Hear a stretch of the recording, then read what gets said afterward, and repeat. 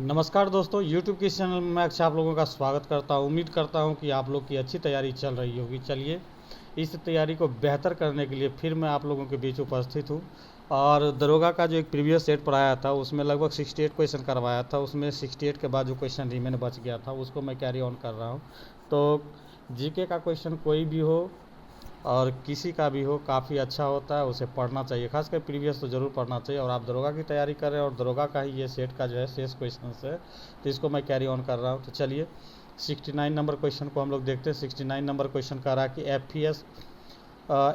F पद्धति में द्रव्यमान की इकाई क्या होती है। तो देखिए, पद्धति जो होते हैं चार होते हैं। CGS पद्धति होता है, MKS होता है, FPS होता है और एक SI होता है। ठीक, SI जो है अभी वर्तमान में चलन में है। ये सभी जो है अभी मतलब किसी किसी देश में अपनाया गया है। खास करके पूरे इंटरनेशनल लेवल पर जो है SI पद्धति, साइंटिफिक इंटरनेशनल सिस्टम को ही आप फॉलो किया जा रहा है। तो आपको कह रहा है कि FPS पद्धति में, तो देखिए जो नाम से स्टार्ट है उसी से उसका रिप्रेजेंटेशन होता है। F से फुट होता है, P से पाउंड होता है, S से सेकेंड होता है। मतलब लंबाई को फुट में मापा जाएगा, द्रव्यमान को पाउंड में मापा जाएगा और समय को S सेकेंड में मापा जाएगा। ठीक, तो आप इसका राइट आंसर आप लगा सकते हैं, बताइए।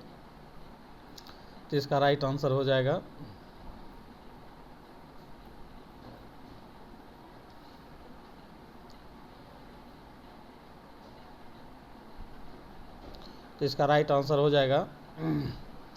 कि FPS पद्धति में जो है द्रव्यमान की इकाई क्या आती है। FPS पद्धति में द्रव्यमान की इकाई जो हो जाएगी आपका पाउंड हो जाएगा। कह रहा न्यूटन गति के कितने नियम है। तो देखिए, न्यूटन महोदय ने न्यूटन गति के 3 नियम दिए थे। तो इसका राइट आंसर हो जाएगा आपका 3। उसके बाद कह रहा है कि एक अचल शक्ति मतलब 1 HP इजकल टू कितने होते हैं। तो 1 HP इजकल टू 746 वाट होता है। और वाट जो होता है शक्ति का मात्रक होता है, इसलिए HP भी आपका किसका हो गया, शक्ति का मात्रक हो गया। समझ गए। चलिए आगे हम लोग चलते हैं। अगला क्वेश्चन है 72 में कह रहा है कि इंद्रधनुष में सबसे बाहर का रंग कौन होता है। तो देखिए, इंद्रधनुष जो है दो घटनाओं का सम्मिश्रण होता है, एक परावर्तन का और दूसरा अपवर्तन का, दोनों का मिक्सचर होता है, एक अपवर्तन का। क्लियर।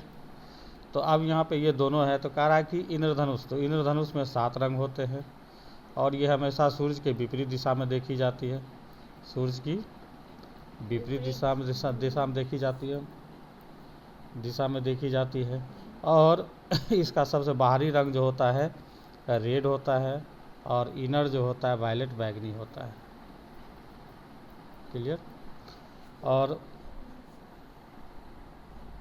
आगे हम लोग चलते हैं 73 नंबर, वेरी वेरी इंपॉर्टेंट करा क्वेश्चन आपका कि फ़ारेनहाइट तापमापी ऊपर तथा निचले बिंदु का कितना अंतराल होता है। तो देखिए, फ़ारेनहाइट का जो पैमाना होता है उसका सबसे लोअर पॉइंट जो होता है 32 फ़ारेनहाइट होती है और ऊपर जो होता है 212 फ़ारेनहाइट होती है। तो इसलिए इसके बीच का गैप जब घटाइएगा तो 180 फ़ारेनहाइट के क्या होते हैं, बराबर होते हैं। तो इसका राइट आंसर हो जाएगा B 180। अगला क्वेश्चन है 74 नंबर कह रहा है कि प्रासरब्य ध्वनि। तो ध्वनि देखिए, ध्वनि जो होते हैं 3 प्रकार के होते हैं। ध्वनि कितने प्रकार के होते हैं, 3 प्रकार के ध्वनि होते हैं। एक जो होते हैं पहला जो है अपसरब्य लेते हैं, अपसरब्य ध्वनि। ये क्या होता है, 20 Hz से जो है नीची होती है जो ध्वनि, उसे अपसरब्य कहा जाता है। एक सरब्य होता है जिसको हम लोग सुन पाते हैं, वो जो हो जाता है 20 Hz से 20,000 Hz के बीच होता है, 20,000 Hz के बीच होता है। और एक तरंग होता है प्रासरब्य तरंग, जिसके बारे में प्रश्न पूछा गया है। प्रासरब्य तरंग जो होते हैं ग्रेटर देन 20,000 होता है, मतलब 20,000 Hz से जो ऊपर होता है उसे हम लोग क्या कहते हैं, प्रासरब्य तरंग कहते हैं। तो देखिए, ग्रेटर देन 20,000 मतलब आपका राइट आंसर हो गया A। अगला क्वेश्चन हम लोग चलते हैं। कह रहा रेडियो सक्रिय पदार्थ भंडारित करने के लिए बने पात्र किसके बने होते हैं। तो देखिए, रेडियो सक्रिय पात्र जो मतलब रेडियो एक्टिव होते हैं। रेडियो एक्टिव मतलब जिससे अल्फा बीटा गामा किरण जो है स्वतः निकलती है, जैसे आपका रेडियम हो गया, यूरेनियम हो गया, प्लूटोनियम हो गया। तो ये सभी जो है रेडियो एक्टिव एलिमेंट है। इसको जो हमेशा लेड के बर्तन में रखा जाता है और लेड का संकेत जो होता है Pb होता है। लेड का संकेत क्या होता है, Pb होता है। अगला क्वेश्चन है सिरके। अगला क्वेश्चन है सिरके में होता है। तो देखिए सिरका जो बहुत ही मतलब फेमस क्वेश्चन है, लगभग परीक्षा में देखने के लिए मिल ही जाता है। तो कह रहा है सिरके में क्या होता है, तो सिरका में जो होता है एसिटिक एसिड होता है। क्या होता है? एसिटिक एसिड होता है। जबकि नींबू में, संतरे में क्या होते हैं? साइट्रिक एसिड होता है। और दूध में क्या होते हैं? लैक्टिक एसिड होता है। और हमारे आंत में पाई जाने वाली एसिड जो होता है वो HCl होती है। क्या होती है? HCl होती है। अगला क्वेश्चन हम लोग चल रहे हैं। अगला क्वेश्चन कह रहा है निम्नलिखित में कौन सा जल में घोलने पर विद्युत का जो है चालन नहीं करेगा। तो देखिए ये सभी जो है एसिड और बेस की बात कर रही है। तो जब भी कोई एसिड को आप पानी में घोलेंगे तो वो जो है H+ आयन का निर्माण करता है, H+ आयन का निर्माण करता है। और जो H+ आयन का निर्माण करेगा उसमें जो है विद्युत क्या करेगा? फ्लो करेगी। विद्युत क्या होगी? फ्लो होगी। तो लवण, देखिए लवण जो होता है वो H+ आयन और OH आयन का क्या होता है? मिश्रण होता है, इसलिए लवण में करंट फ्लो होगी। उसके बाद करा हाइड्रोक्लोरिक अम्ल। तो हाइड्रोक्लोरिक अम्ल जो होती है HCl होती है, इसको भी जब ब्रेक कीजिएगा H+ आयन और C- आयन में ब्रेक होगा तो H+ आयन मिल गया, तो इसमें भी करंट फ्लो होगा। अब रहा चीनी। चीनी का जो सूत्र होता है, ये चीनी जो आपका न्यूट्रल होता है, तो चीनी के घोलने पर जो है उसमें करंट फ्लो नहीं होती। तो इसका राइट आंसर आपका C ही हो जाएगा। और नींबू का रस आप जानते हैं, कभी तुरंत बताएं कि नींबू के रस में क्या होते हैं? साइट्रिक एसिड होते हैं। जो भी एसिड होगा वो करंट को क्या करेगा? फॉलो करेगा। तो इसमें देखिए लवण भी फॉलो करेगा, HCl भी फॉलो करेगा, नींबू का रस भी फॉलो करेगा, लेकिन चीनी आपका जो है C12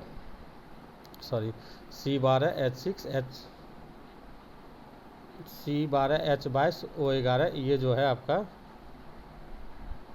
C11H22O11। तो चीनी का फॉर्मूला देख लीजिएगा, C11H22O11। तो ये जो है चीनी पानी में घोलने के बाद जो है करंट को फॉलो नहीं करेगा।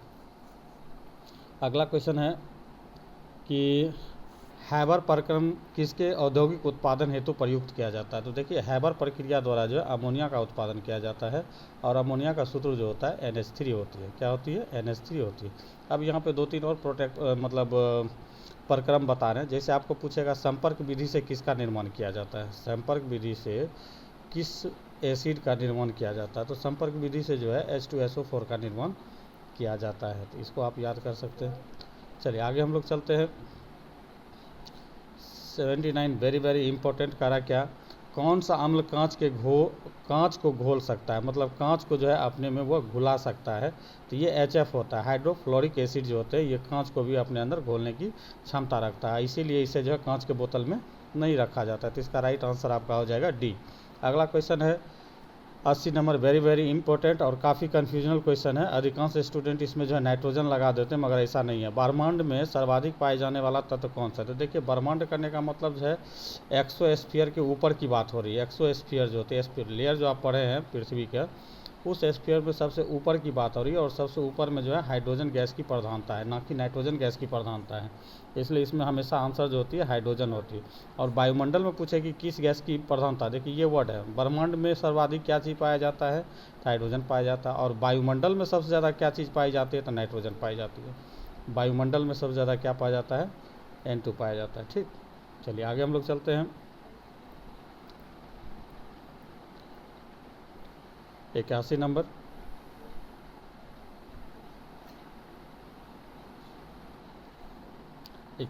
का रहा, वह पदार्थ जो ठोस के रूप में द्रव अवस्था से कम घनत्व वाला होता है। वह पदार्थ जो ठोस में भी होता है, ठोस के रूप में जब जाता है तो द्रव अवस्था से क्या होते हैं, कम घनत्व के होते हैं। तो देखिए पानी को जब ठोस किया जाता है तो बर्फ़ बनता है, और बर्फ़ का घनत्व जो होते हैं पानी से क्या होती है, कम होती है। ठीक, काहे कि बर्फ़ जो है पानी में तैरता है, और वही पदार्थ किसी वस्तु में तैर सकता है जिसका डेंसिटी तो क्या कहते हैं, कम होती है। तो मतलब बर्फ़ का डेंसिटी कम है और पानी का डेंसिटी ज़्यादा होता है, इसलिए बर्फ़ पानी पर क्या करती है, तैरती है। तो इसमें देखिए राइट आंसर आपका क्या हो जाएगा, तो राइट आंसर हो जाएगा आपका जल। अगला क्वेश्चन आपका है, ये देखिए पाइकोलॉजी लिख दिया, जबकि पाइकोलॉजी होना नहीं चाहिए, फाइकोलॉजी होना चाहिए, फाइकोलॉजी होना चाहिए। और फाइकोलॉजी में जो अध्ययन किया जाता है वो शैवाल का किया जाता है। किसका, शैवाल का। और कवक को जो हम लोग माइकोलॉजी बोलते हैं, माइकोलॉजी बोलते हैं। ठीक, तो इसको नोट कर लीजिए। बैक्टीरिया का बैक्टीरियोलॉजी ही होता है। ठीक, आगे हम लोग चलते हैं। 83 करा, निम्नलिखित में से किनमें कार्बोहाइड्रेट नहीं होता है। तो देखिए वायरस में जो है कार्बोहाइड्रेट नहीं होता है, और ये जो होते हैं मतलब सजीव और निर्जीव की बीच की क्या होती है, कड़ी होती है। सजीव और निर्जीव की बीच की करी होती। तो इसका राइट आंसर हो गया बी। अगला क्वेश्चन है 84 नंबर। 84 नंबर कह रहा है कि भूमि चरों में तीव्रतम स्तनधारी क्या होता है, मतलब भूमि पर जो रहने वाले सभी जीव हैं उसमें सबसे ज़्यादा तेज दौड़ने वाला कौन होता है। तो इसका राइट आंसर हो जाएगा चीता। इसका राइट आंसर क्या हो जाएगा, चीता हो जाएगा। अगला क्वेश्चन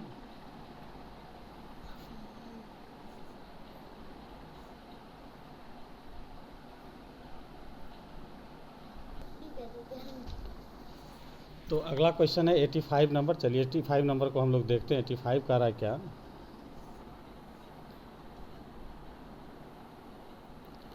कि निम्नलिखित में कौन सा एक मादा लिंग है, मतलब महिलाओं में पाए जाने वाले जो है हार्मोन्स कौन है।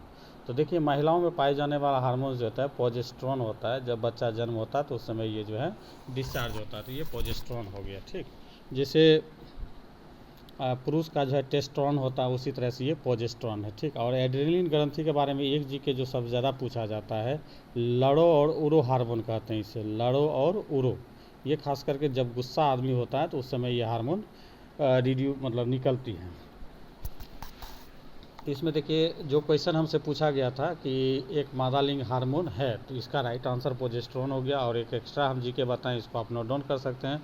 लड़ो और उरो हार्मोन किसे कहा जाता है, तो एड्रेनलिन को कहा जाता है। ठीक, आगे हम लोग चलते हैं 86 नंबर। 86 कह रहा है आपका कि थायराइड निम्नलिखित अंग तंत्र का भाग होता है। तो देखिए थायराइड, ये थायराइड भी एक प्रकार का क्या होता है, हार्मोन ही होता है।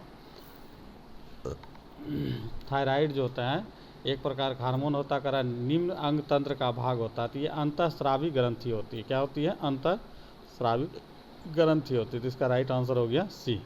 अगला क्वेश्चन कर रहा है सॉल्क टीका किसके लिए दिया जाता है। तो देखिए जॉन सॉल्क महोदय ने जो है टीका का खोज किया था वो पोलियो के लिए किया था। तो ये इसका राइट आंसर हो जाएगा डी, पोलियो। अगला क्वेश्चन है 88 नंबर कि निम्नलिखित में कौन एक प्रतिजैविक है। निम्नलिखित में कौन एक प्रतिजैविक है। तो देखिए प्रतिजैविक का लिस्ट बहुत सारे किताब में दिया रहता है, तो इसको सॉल्व करने का सिंपल तरीका है, तो उसका लिस्ट का नाम याद रखें। तो इसका राइट आंसर हो जाएगा कैरोटीनोइड। तो इसका राइट आंसर हो गया डी।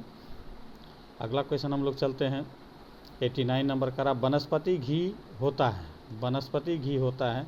तो ये जो होते हैं सिंगल अनसेचुरेटेड होता है। ये सिंगल अनसेचुरेटेड क्या होते हैं, फैट होता है। तो इसका राइट आंसर हो गया सिंगल अनसेचुरेटेड फैट, मतलब राइट आंसर ए हो गया।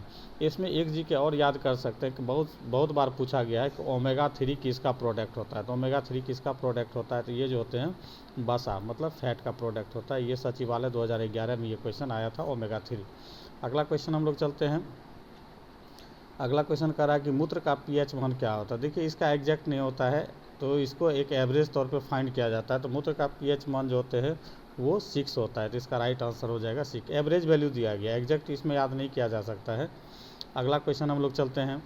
करा पाचन तंत्र द्वारा उत्पादित अम्ल कौन। अभी ऊपर में जस्ट बताए थे कि पाचन तंत्र हमारे जो एब्डोमेन में जो एसिड होते हैं वो आपका HCl होता है, जिसे हाइड्रोक्लोरिक अम्ल कहा जाता है। तो इसका राइट आंसर हो जाएगा सी, HCl। चलिए आगे हम लोग अभी तुरंत उसके बाद अलावे अगर सिट्रिक एसिड के बारे में पढ़िएगा तो सिट्रिक एसिड जो है नींबू और संतरे में पाया जाता है। और अभी जो सिरके में एसिटिक एसिड पाया जाता है। नाइट्रिक अम्ल जो है ये HNO3 होता है, इसका जो है एक्वारेजिया में यूज किया जाता है। ठीक, आगे हम लोग चलते हैं। अगला क्वेश्चन 92 का रहा स्वास्थ्य के दृष्टिकोण से। तो देखिए स्वास्थ्य के दृष्टिकोण से सभी विटामिन क्या कहते हैं आवश्यक होते हैं, मगर यहाँ पे स्पेसिफिक पूछा है कि स्वास्थ्य के दृष्टिकोण से कौन सा विटामिन आवश्यक होता है। तो देखिए ज़िंदगी का सबसे अनमोल चीज़ आँख होती है, और आँख को बचाने के लिए हमको विटामिन ए की ज़रूरत होती है, और विटामिन ए का जो है बहुत ज़्यादा रिक्वायर भी होता है। तो इसका राइट आंसर हो जाएगा विटामिन ए, जो कि रतौंधी के लिए यूज किया जाता है। ठीक, उसके बाद विटामिन डी जानते हैं इसके कमी से रिकेट्स रोग होता है। विटामिन सी की कमी से जो है स्कर्वी रोग होता है, और विटामिन B1 की कमी से थायमिन रोग होता है। ठीक, आगे 93 नंबर का रहा क्वेश्चन कि निम्नलिखित में कौन सा एक खुला TLD है। तो देखिए ये जो है क्या कहते हैं कंप्यूटर से रिलेटेड क्वेश्चन है और कंप्यूटर का क्वेश्चन दिया है, तो इसमें हम ज़्यादा कुछ कह नहीं सकते, इसका डायरेक्ट आपको आंसर बता सकते हैं करा निम्नलिखित। तो हम इसको ये जान सकते हैं कि बीज का प्रयोग कंप्यूटर में होता है, नेट का प्रयोग कंप्यूटर में होता है, इन्फो का भी कंप्यूटर में होता है, तो कूप का नहीं होता, तो इसका राइट आंसर हो जाएगा ये कूप। अगला क्वेश्चन आप लोग का है कि एनआईसी कार्ड एक क्या है। तो देखिए एनआईसी जो होता है ये मतलब इंफॉर्मेशन संबंधित होती है, तो ये लिंक्ड डिवाइस होता है। ये क्या होता है? लिंक्ड डिवाइस होता है। तो इसका देखते हैं ऑप्शन क्या, एक वीडियो कार्ड है, ये नहीं होगा। आगे हम लोग चलते हैं, पीसी को जोड़ता है, तो ये कंप्यूटर को जोड़ता है, इसका राइट आंसर यही हो जाएगा। ये जो है कंप्यूटर को ऐड करता है, पर्सनल कंप्यूटर को ऐड करता है, इसका राइट आंसर क्या हो गया? बी। अगला क्वेश्चन हम लोग चलते हैं, करा कि कंप्यूटर में जो गणना करने की जो कैपेसिटी होती है, संगणक मतलब कैलकुलेशन करने की गति होती है, वो एक्चुअल में किस चीज़ में नापा जाता है? तो उसे गीगा हर्ट्ज में मापा जाता है। उसे किस में मापा जाता है? गीगा हर्ट्ज में मापा जाता है। समझ गए? तो इसका राइट आंसर हो जाएगा आपका ए। अगला क्वेश्चन हम लोग चलते हैं। अगला क्वेश्चन है डीवीडी में भी का क्या अर्थ होता है? डीवीडी पहले प्रचलन में थी, अब तो नेट क्या कहते हैं, नेट की सुविधा इतनी हो गई कि अब डीवीडी सीडी ये सब का कोई मतलब नहीं रह गया। तो डीवीडी का जो होता है क्या ऐसे कर रहे हैं,